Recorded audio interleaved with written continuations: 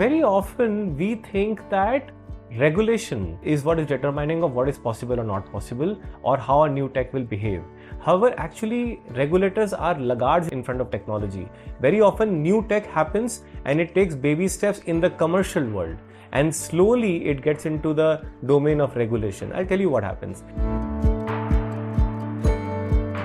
Let us say there's a new technology which is making cement industry far more carbon efficient. It will obviously not get into the entire industry in India at the same time. It'll take baby steps, maybe one plant at a time. And when one plant goes to more plants, and then goes to more plants, to more companies, some people are realizing repeatable value. Only now technology can be called as mature. Once it gets into a mature territory, then either through industry associations or the startup themselves or these companies will educate this to the regulator, saying, you know, an important benchmark of emission per kilogram of, let's say, concrete produced or cement produced has now shifted. And so now government can look at saying, okay, now I can make this widely available to a large number of people. In fact, make it mandatory for every company in the industry to follow.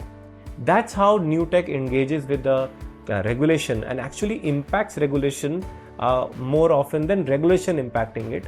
In some cases, of course, there are areas which are very important and sensitive. For example, fintech, where regulation precedes new tech because a lot of freedom may not be good for that sector. But in most commercial industrial applications, new tech can change regulation more often than not actually does.